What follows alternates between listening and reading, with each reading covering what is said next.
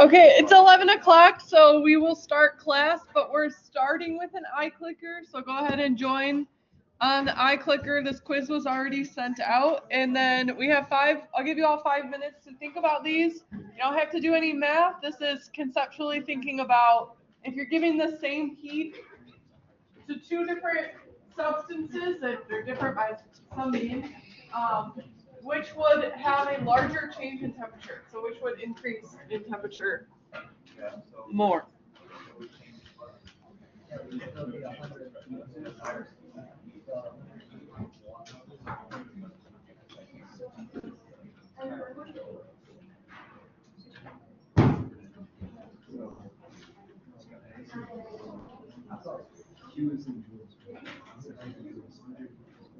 Oh yeah.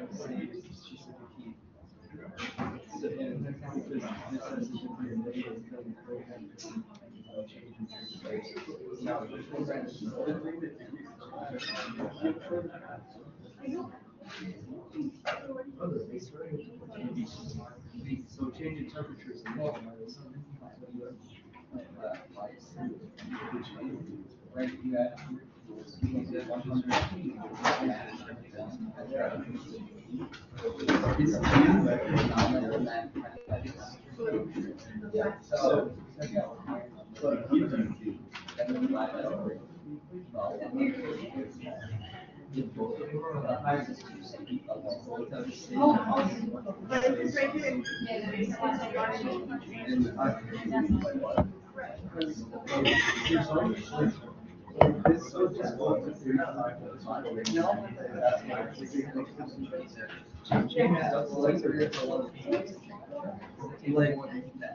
they would both be increased by the same amount. Yeah. No, it makes so much sense. They're absorbing the same amount of heat, so the change in temperatures would be the same because it's 1 gram of the specific substance. But the initial temp is different. Oh, I thought they were both going to be at the same. Oh no, I had one. They wouldn't. They're starting. They're starting.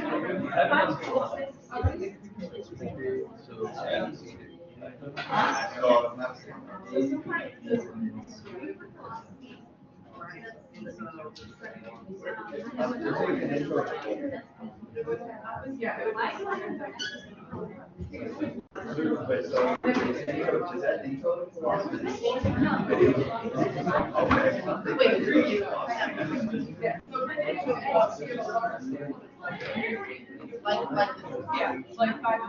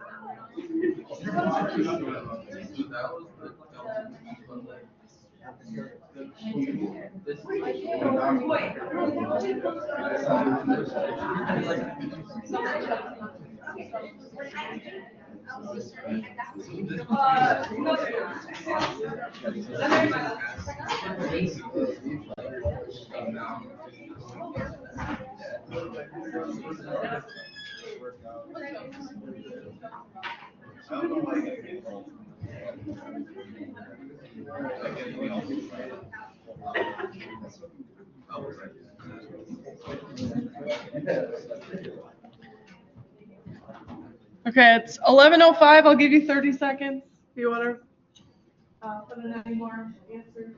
I don't think everyone has submitted yet.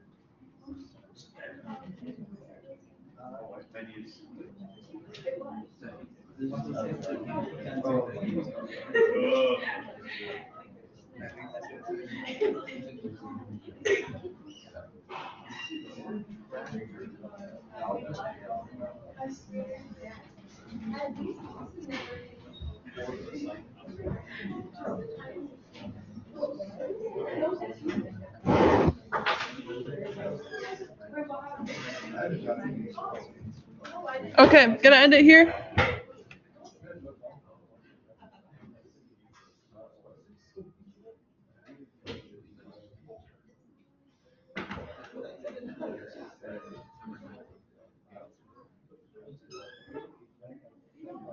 Okay, so what are we thinking? Let's say someone on this side of the room. What do you think for part A? 5 grams of iron versus 10 grams of iron.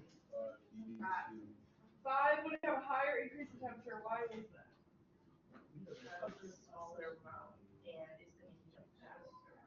Yes, we have a smaller amount of the same substance with the same specific heat.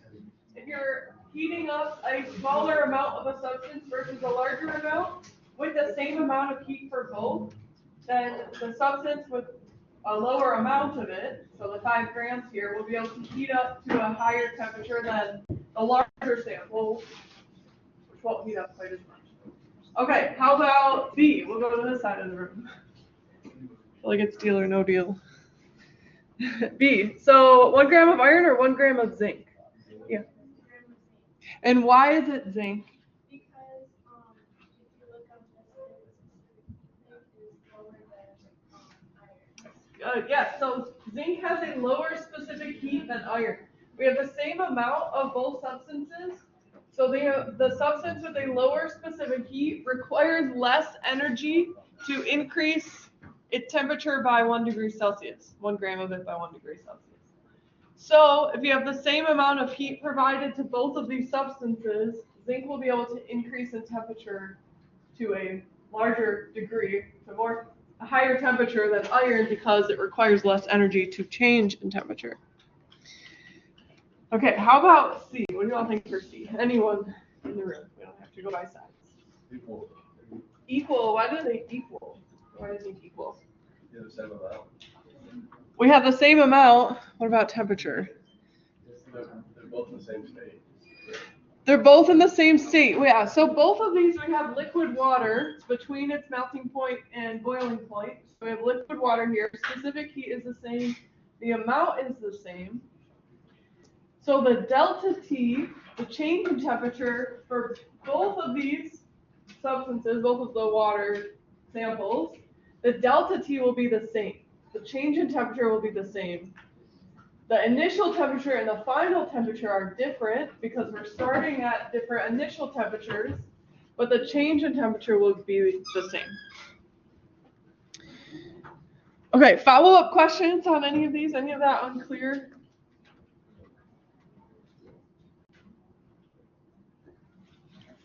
Okay, as we go through our questions, we'll think conceptually about them and what all of these mean. Okay, well, let's go ahead if I can. Oh, announcements.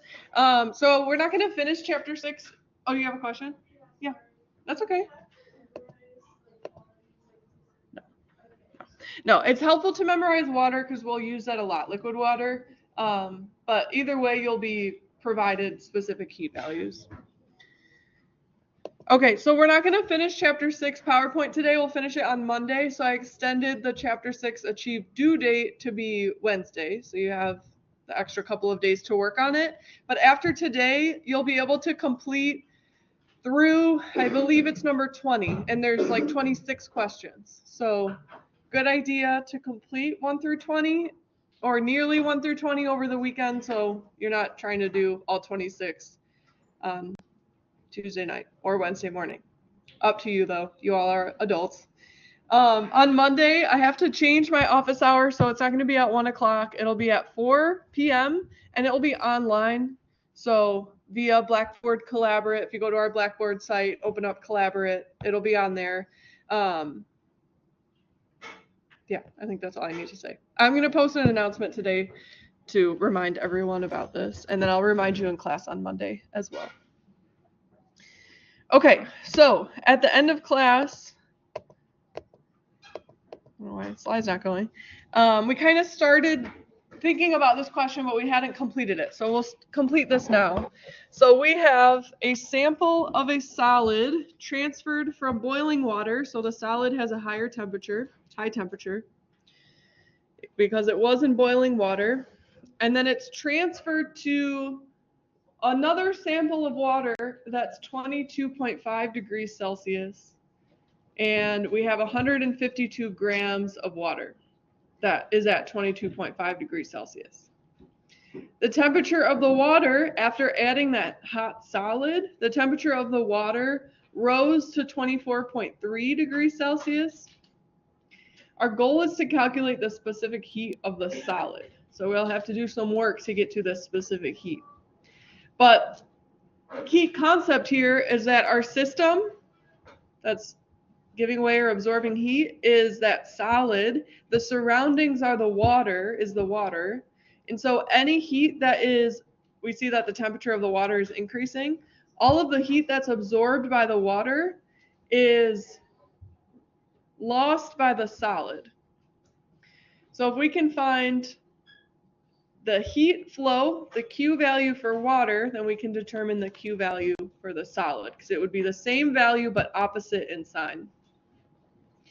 So a lot of these questions, when we go to the next section, the questions are similar. We'll have information about the system and the surroundings. Usually you'll have more information about the surroundings, and that will give you information about the system. So Q of water, well, oops. Let me change my ink color. Okay. We're using the formula Q equals MC delta T. So the Q value for water, well, we have 152 grams of water. Specific heat of liquid water, 4.184 joules per gram degree Celsius. That's the specific heat you should remember, but it will be given. And then our temperature change, where our initial temperature is 22.5 degrees Celsius and our final temperature is 24.3. So our delta T is final, 24.3 minus initial, 22.5.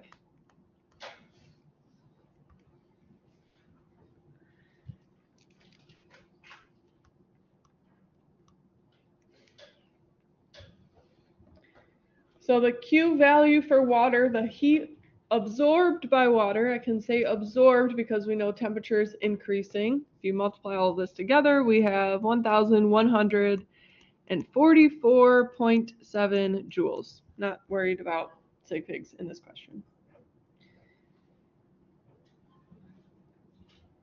So we have the heat absorbed by water. That must be equal to all the heat lost by the solid. So the Q value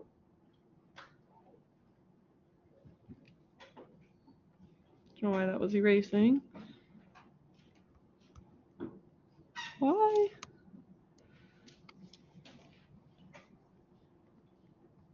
Wow, this is really frustrating. I don't know if you can see what's happening, but it's erasing as I write.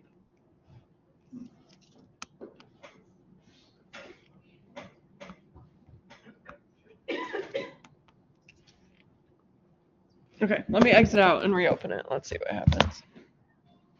But the Q value of the solid is the negative value of Q of water. So same number, but opposite in sign. And give me 1 second here.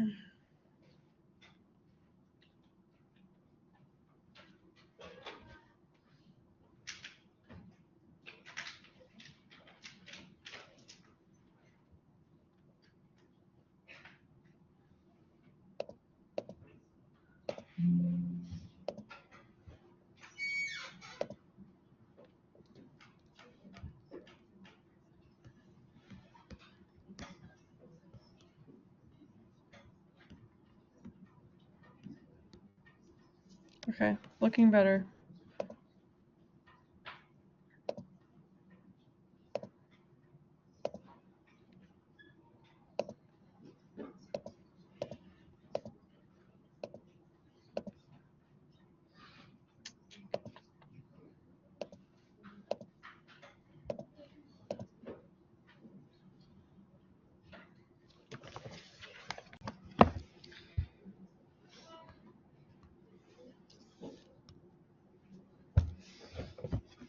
We'll get there.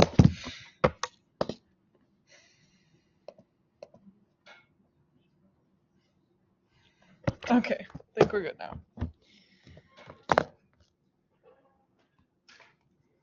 All right, Q for the solid is negative 1,144.7 joules. Now we're trying to calculate specific heat. We're trying to calculate C for the solid. We know the mass, we know Q, we know M, and we know delta T. We can determine that from the information provided. The solid started at the temperature of boiling water, so 99.8 degrees, that's the initial temperature. And it ended at the final temperature of the water, 24.3 degrees Celsius.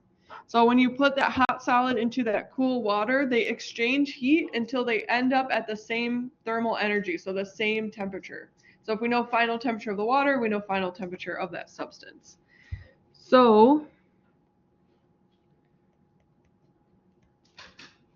Q equals MC delta T. We're looking for C, so Q for the solid divided by mass times change in temperature is equal to C.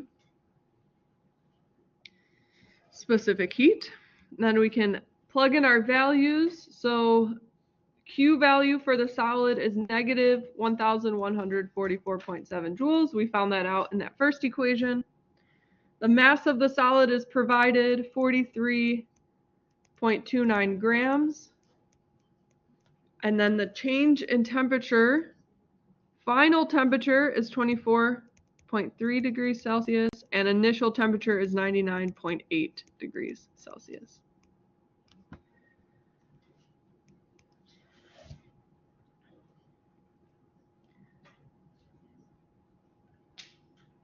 So then if we simplify this fraction, the final value for C is 0.350, and our units are joules per gram degree Celsius.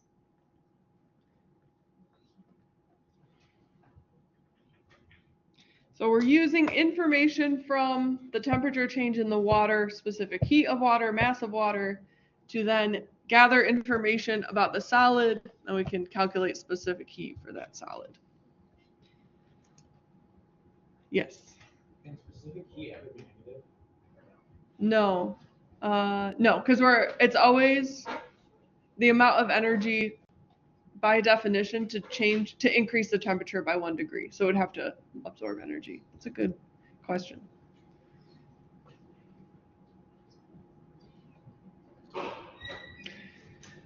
Okay, so this question is a good segue into our next section, calorimetry. So these are standardized ways to determine heat capacity or really just measure energy changes for some system. Now I asked my earlier section and they said that in your lab, so if you're in the Gen Chem lab, you did a coffee cup calorimeter lab last week. So that's really what we're talking about in this section. So you can think back to that experiment as we go through this.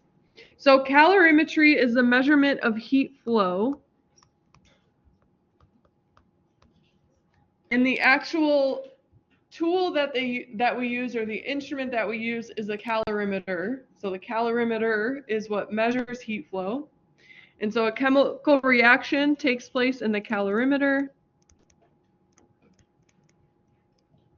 Heat flow occurs between the chemicals and the calorimeter. So if you can imagine some reaction happening within this water bath, then the absorption or release of energy of the system, so the chemical reaction, impacts the temperature of the water bath. we can measure the temperature of the water bath, and that gives us information about the chemicals. So calorimeters are insulated, and that's helps us do and make these measurements in a controlled environment where we don't have heat flow between this system. We can define the system as a chemical reaction, the surrounding as a water bath, and then no heat flow is going in or out of the calorimeter. In reality, there probably is a little bit of heat flow, but we can assume that that's zero. So calorimeters are insulated. We have negligible heat transferred between the calorimeter and its surroundings. And so the only heat exchange is between the chemicals and the calorimeter. So similar to our previous question, the heat flow for the reaction, or which is really the system, is equal to the heat flow of the calorimeter, but in opposite sign.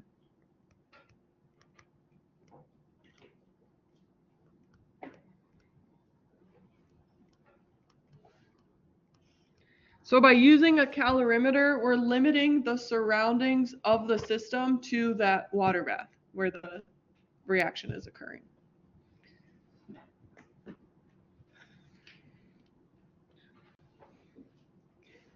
So reactions might absorb heat, they might release heat. So if the Q reaction, the heat flow of the reaction is negative, the chemicals are releasing heat, that means the Q value for the calorimeter is positive, the temperature of the calorimeter rises. What word do we use to describe that type of reaction? I heard it. Exothermic. Exothermic reactions release energy. So if your temperature of the calorimeter increases, then the reaction released energy, and that's an exothermic reaction. And so when the opposite occurs, when the temperature of the calorimeter falls, that means that the system or the reaction absorbed energy from the calorimeter, from that water bath, and so that's an endothermic reaction.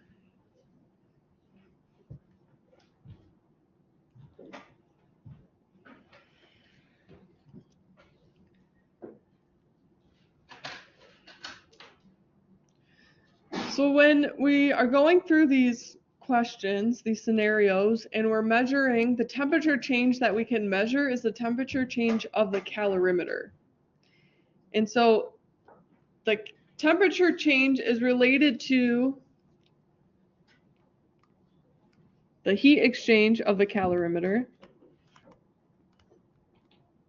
with this equation here.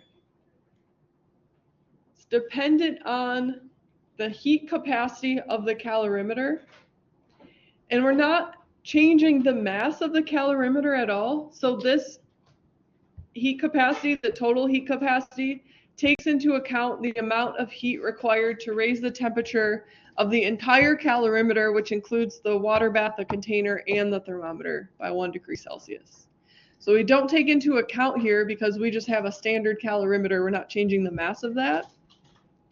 So if you're trying to find any of these values for a calorimeter, we don't take into account the mass. It's not dependent on the mass, we just have one mass for a calorimeter.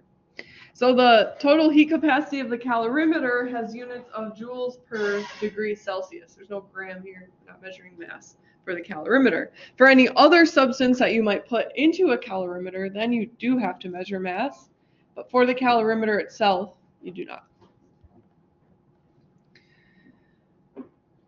So let's go through an example where we will use this equation. So we will be determining the total heat capacity of a calorimeter. So we have a calorimeter calibrated with an electrical heater. So calorimeter is shown here. We have the thermometer, and then this is that electrical heater that's providing energy to the calorimeter. It provides, does it tell us how much energy? 2.02 times 10 to the third joules. So that heater provides that much energy. And then the temperature change, that we can measure the temperature change, is initially 23.6 degrees Celsius, and then it ends at 27.6. So with that certain amount of electrical energy provided, we've increased the temperature of the calorimeter by a few degrees. So with this information, we can determine the heat capacity of the calorimeter. We'll use that equation from the previous slide. So Q of the calorimeter is equal to C of the calorimeter, specific heat, times delta T.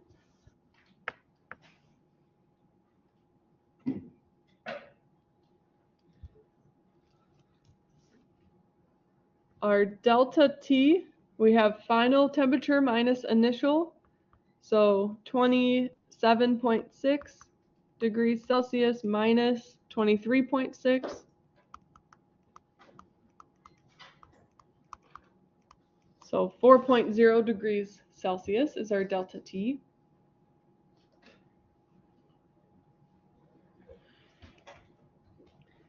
Our Q value, the numerical value, is 2.02 times 10 to the third joules. This is how much energy is exchanged. Is the Q for the calorimeter positive or negative? Maybe talk to the people around you before you answer to me.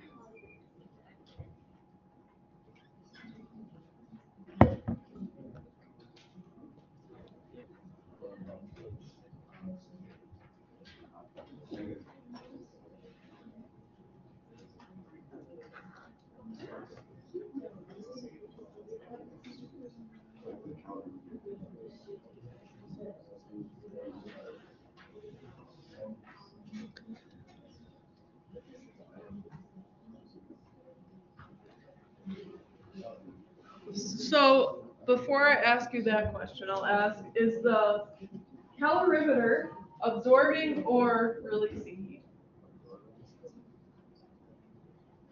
It's increasing in temperature. The calorimeter is increasing in temperature. So the calorimeter is absorbing heat. So then should the Q value for the calorimeter be positive or negative? Positive, yes. So the calorimeter is absorbing the heat, so its Q value is positive. The heater is what's losing the heat, so that the Q value of the heater would be negative. But Q value for the calorimeter is positive because it's absorbing that heat and increasing in temperature. So then we have delta T, we have Q, so we just need to solve for C. I'll rearrange this equation. C value for the calorimeter is Q divided by delta T. So 2.02 times 10 to the third joules divided by 4.0 degrees Celsius. And this is equal to 505 joules per degree Celsius.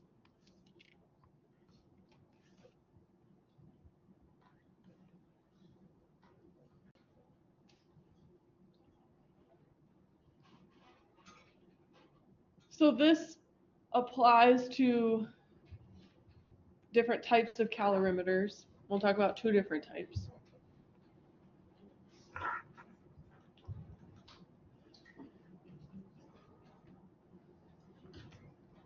See, some of you are writing.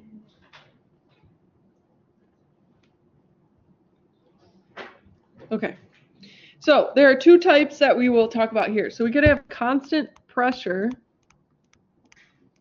calorimeters, so where pressure is fixed. This is used to study reactions in liquid solutions. So if you have a reaction occurring in a liquid, often we'll use constant pressure calorimeters. An example of this is what you all did in lab, a coffee cup calorimeter. So I heard that you had styrofoam cups and then did some experiment with them. So that's a constant pressure calorimeter. Now we also have constant volume calorimeters. So volume is fixed.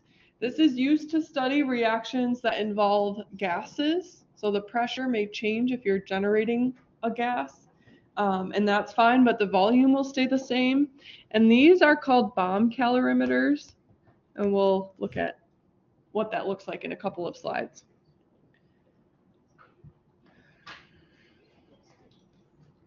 Okay, so our coffee cup calorimeter is a constant pressure calorimeter. The way this is set up is we have nested styrofoam cups. So the styrofoam cups are insulated. They prevent heat flow from the system. So the solution to the surroundings outside of the coffee cup. And then we have a lid on the top of the coffee cup, but the lid is not airtight. There's not a perfect seal from the lid to the styrofoam cups. And so it is exposed to atmospheric pressure. So our pressure stays the same at atmospheric pressure. That's because the lid is not airtight. So you probably had your thermometer through the lid. You have some reaction happening in the solution. And did you all have a stir bar? Okay, so the stir bar, the only purpose of this is to mix the reaction so that any substance that you add is dissolved evenly throughout. It's not collecting on the top or the bottom or in the middle or whatever. So it's kind of helping the heat exchange and helps the reaction occur, helps the heat flow, and helps dissolve everything evenly throughout the solution. Okay, so this is our setup of the coffee cup calorimeter, and then let's do this question here. So this goes back to that example that I showed you with the ice pack. So we have ammonium nitrate, NH4NO3. NH4 is one of the polyatomics that we learned, NH4 plus and NO3 minus, ammonium nitrate.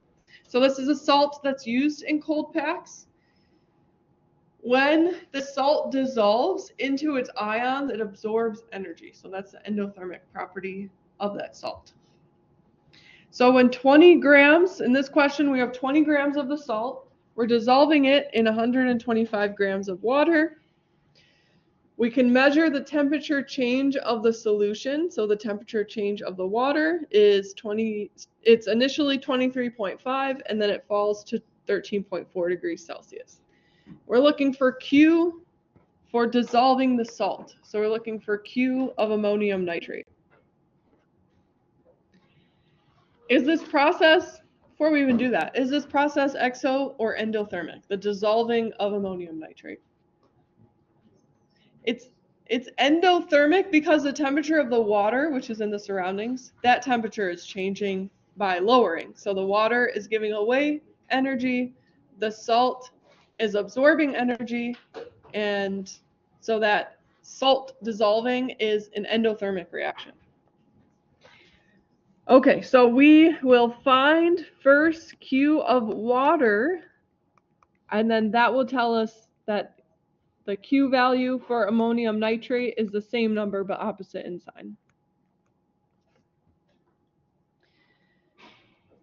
We have more information about water, so we can find Q of water.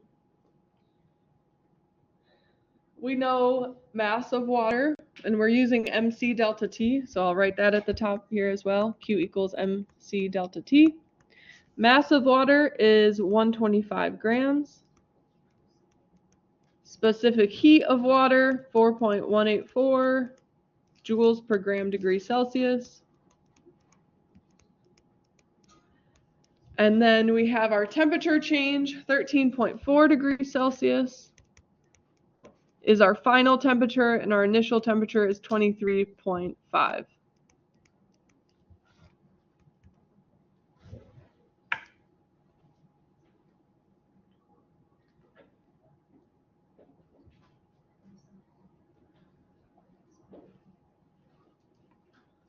So if we multiply everything, we have a Q value for water, negative 5,282.3 joules.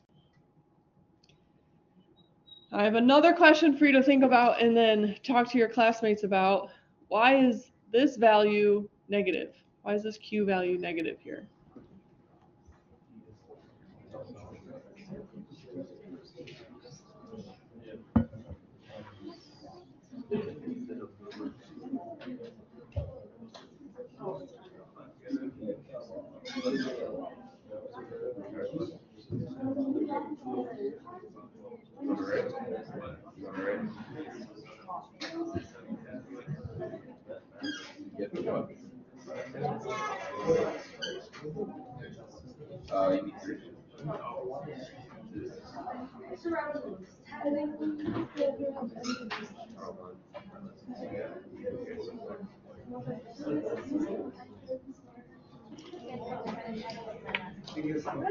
Okay, what do we think? Why is Q for water negative?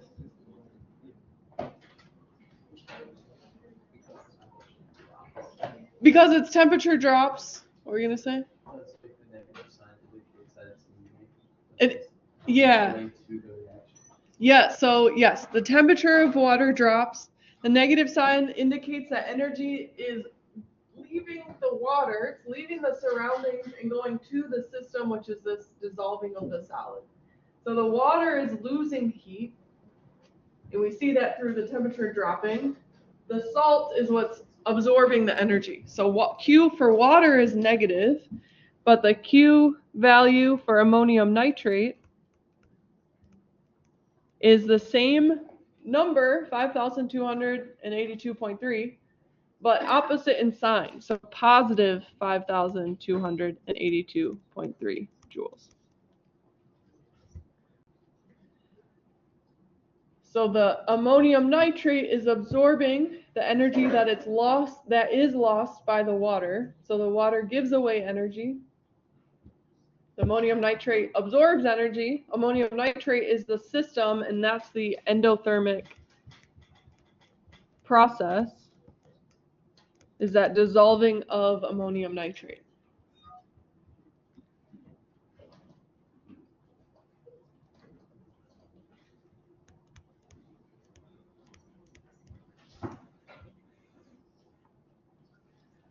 So let's just write the ammonium nitrate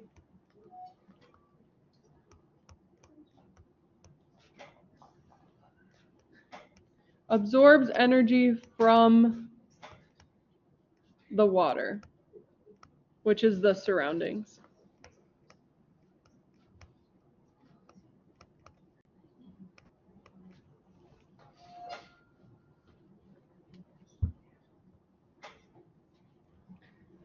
Okay, questions on this problem or coffee cup calorimeters? Yeah. Are we able to determine what is the surroundings of the system? Good question. So for a calorimeter, let me go back to our general picture of a calorimeter. So for calorimeters, they are insulated to the surroundings.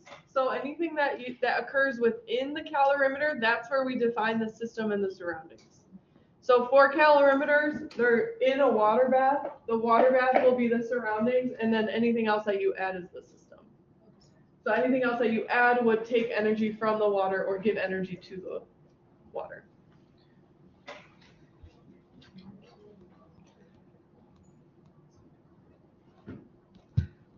Other questions?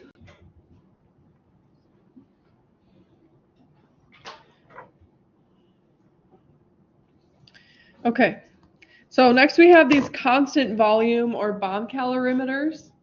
So these are used to measure Q, so the heat flow for combustion reactions. So combustion reactions, remember, we're burning something and that produces a gas.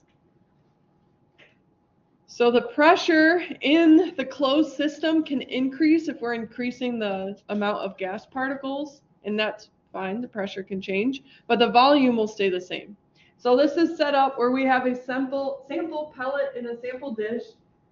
This is within an oxygen bomb, and really what this is the steel container where oxygen is present. So oxygen is allowed to react with our sample, which is required for combustion reactions.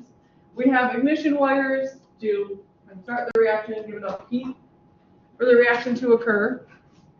And then that occurs in a water bath. We have this stir, same idea as the stir bar in the coffee cup calorimeter. We have insulated walls, so all heat exchange happens within this chamber. And then we can measure the temperature change of the water. This temperature will change based on what sample is present here, how much sample is present.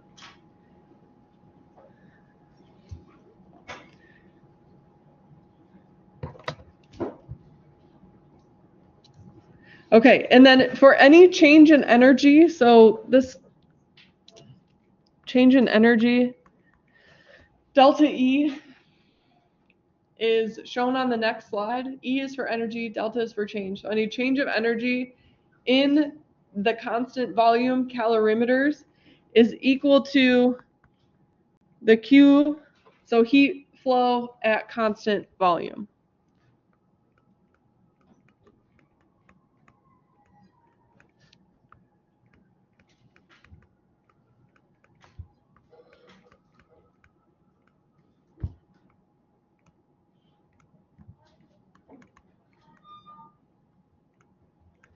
So change in energy that we observe is equal to that heat flow at constant volume. Okay, let's go through an example here. So we have a sample of octane. So octane is a hydrocarbon molecule, carbon and hydrogen. We have a certain amount of it. It is burnt in excess oxygen in this constant volume calorimeter. When that burning occurs, so that releases energy from the sample, from that reaction to the water bath, the temperature of the water bath initially is 21.1 degrees Celsius, and then it changes to 32.9. So the water bath has absorbed energy. We're looking for the change in energy. See how this has a molar subscript there? The goal here is to find the change in energy per 1 mole of octane. So the combustion of 1 mole of octane, what's that change of energy? The first thing we need to find is this Q value, so the heat flow. We'll start there, and then we'll get to that E molar value. So we will use Q of the calorimeter is equal to Q, but opposite sign of octane. And then I'll define this here, E molar, this is change in energy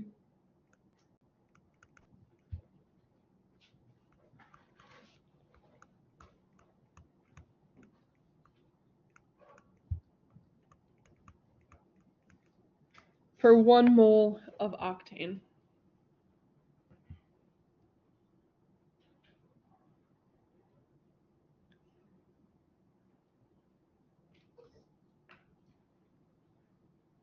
I'll have you all start this. Calculate Q for the calorimeter.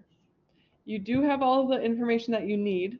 So find the information in the statement that's here and calculate Q for the calorimeter.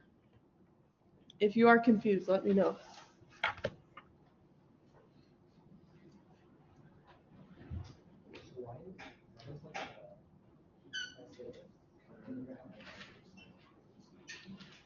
Oh, that indicates that C is in the so like C to the negative 1. So that means that also applies the same thing as joules per degree Celsius.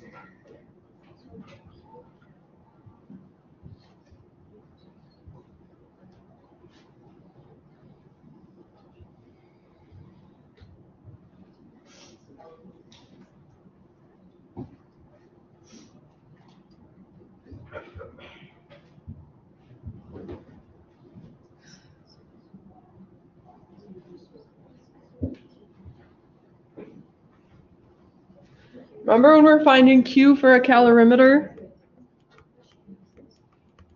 Is the specific heat of the calorimeter times change in temperature.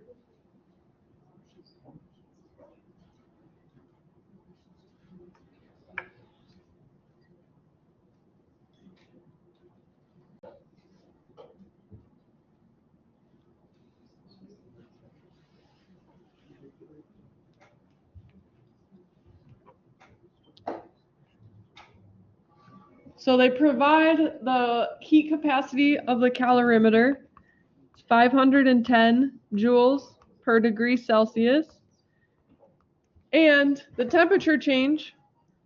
So the final temperature is 32.9 degrees Celsius, and the initial is 21.1.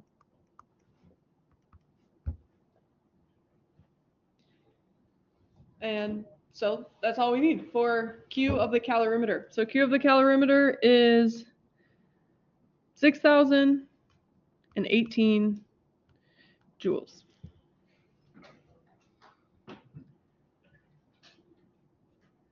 So this means that the Q value for octane is negative 618 joules. Oops, 6,018.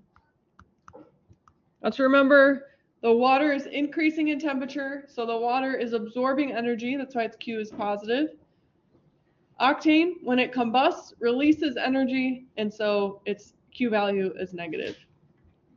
So this is the amount of heat that's released for this sample of octane. The sample of octane contains 0.1250 grams. So for every 0.1250 grams of octane combusted, 6,018 joules of energy are released. So we're almost at our final answer, but we're looking for the amount of energy released for 1 mole of octane. So we can use this value here. This is the amount of heat released for this amount of grams of octane, and then do some stoichiometry. We need to convert grams to moles, and then we will be able to find joules released per mole. So if we have 0.1250 grams of octane, we can convert this to moles using its molar mass, which is provided to us. 1 mole is 114.2 grams.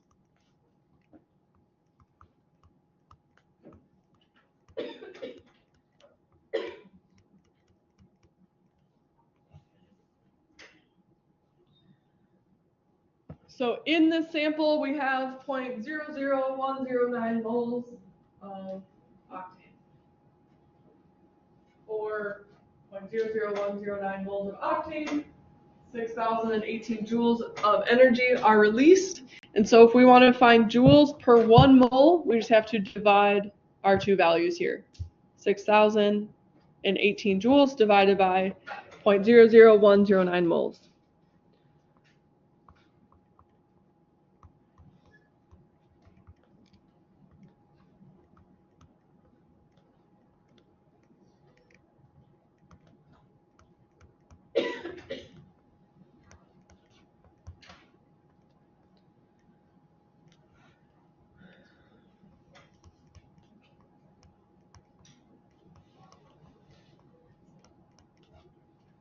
Okay, so this is negative 5,521,100.9 joules. We will convert this to scientific notation.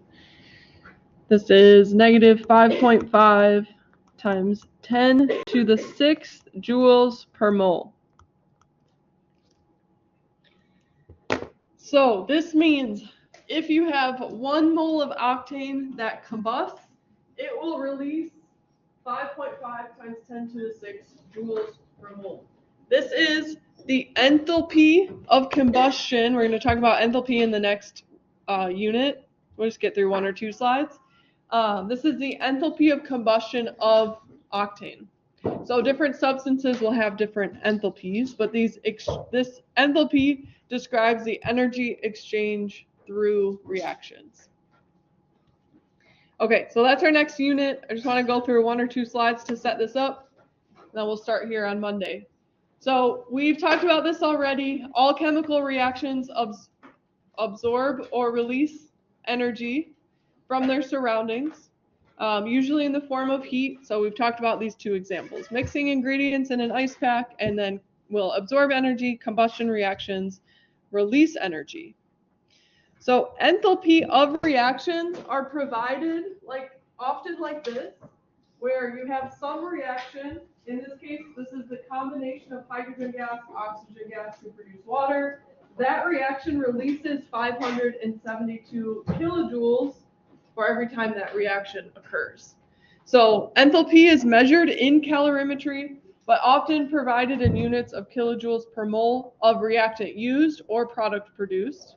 and then given after a chemical reaction like this. All right, I will end there. We will continue and finish chapter 6 on Monday. Thanks, everybody. Have a good weekend.